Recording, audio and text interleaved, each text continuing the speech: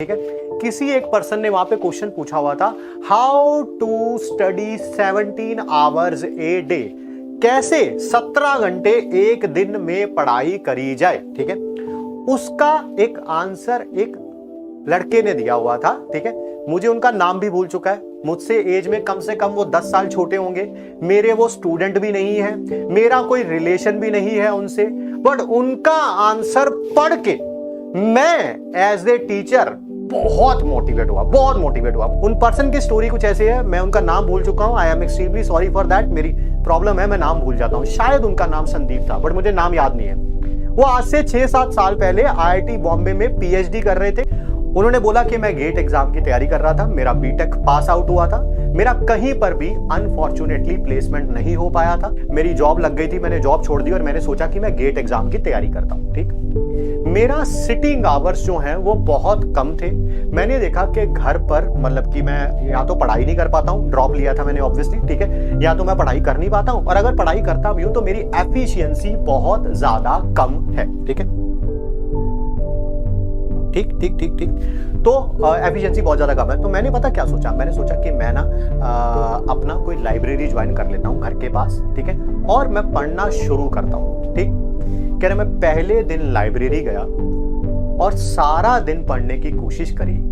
मैंने ये देखा कि मेरी एफिशिएंसी पूरे दिन में सिर्फ 2 घंटे की थी, पूरे 2 घंटे की, यानी कि 10-12 घंटे पढ़ने की कोशिश करी तो सिर्फ कितने घंटे पढ़ पाया, एफिशिएंसी से सिर्फ 2 घंटे पढ़ पाया। ठीक है, मेरे माँ बाप भी मुझे डांटते रहते थे, स्पेशल उन्होंने रेफरेंस अपनी मदर का दिया हुआ था।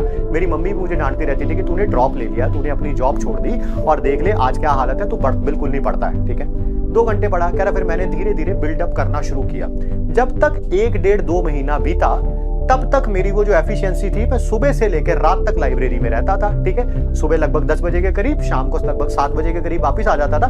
मैंने देखा मेरी एफिशिएंसी जो है वो 4.5 आवर्स 5 आवर्स के आसपास पहुंच चुकी है। ठीक है, फिर मैंने ये सोचा सितंबर अक्टूबर आ चुका था तब तक, गेट का एग्जाम फरवरी के आसपास होता है। ठीक है, तो मैंने सोचा कि यार मैं तैयारी तो कर रहा हूँ, घर बैठ के तैयारी कर रहा था ऑब्वियसली मैं। ठीक है, सिर्फ सेल्फ स्टडी पे डिपेंड, मैं किसी नेशनल इंस्टीट्यूट की टेस्ट सीरीज ज्वाइन कर लेता हूँ। मैंने टेस्ट सीरीज ज्वाइन कर ली। अक्टूबर के एंड में मेरा पहला टेस्ट हुआ वहां पर, और ऑब्वियसली तब तक एफिशिएंसी बढ़ के थोड़ी 7-8-9 घंटे तक शायद आ चुकी थी। मैंने अपना पहला टेस्ट दिया, उसका जब रिजल्ट आया तो मैंने देखा कि मेरे बहुत ही खराब मार्क्स आए थे, बहुत ही खराब मार्क्स। जब मैंने उसका रिजल्ट लाइब्रेरी में देखा तो मैं रोने लग पड़ा। ठीक है, क्यों? क्योंकि मेरे को मेहनत करते हुए अभी 3-4 महीने हो चुके थे, धीरे धीरे मेरा लेवल भी बढ़ चुका था। मैंने 2 घंटे से शुरू किया था, आज मैं 7-8 घंटे पे था, बट रिजल्ट क्या था? 0। जब मैंने उसे देखा तो मुझे बहुत बुरा लगा।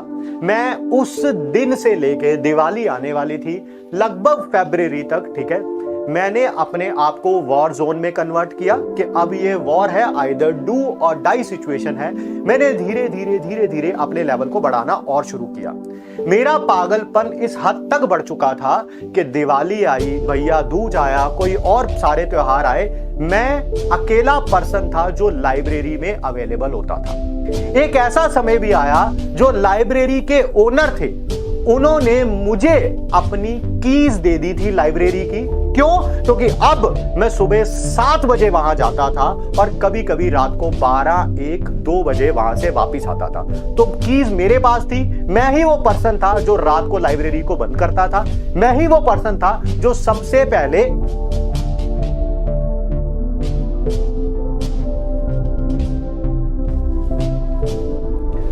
पहले लाइब्रेरी को आके खोलता था। सॉरी यार।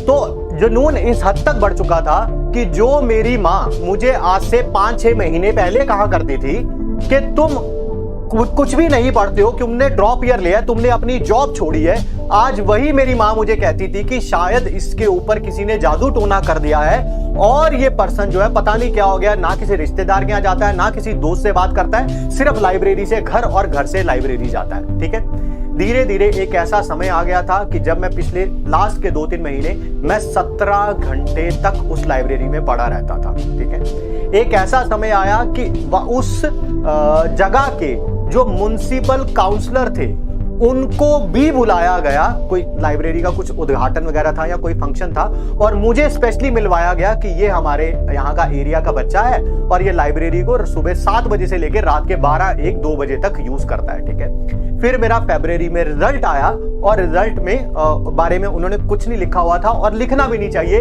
ये आप भी उस बात को जानेंगे, क्यों? क्योंकि आप सब लोग डेस्टिनेशन के बारे में सोच रहे हैं। It's not about the destination, it's about the journey.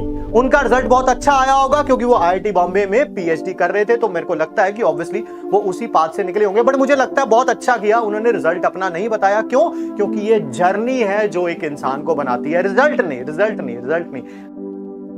तो होप सो आप भी अपने आप को पुश मारेंगे। It's all about the journey, it's not about the destination, ठीक है। मेहनत करते रहेंगे, आज नहीं तो कल किसी ना किसी एग्जाम में तो सफल होंगे। एग्जाम से भी ज्यादा मैटर करता है जिंदगी में सफल होना, और मुझे लगता है कि वो जरूर आप होंगे, ठीक है।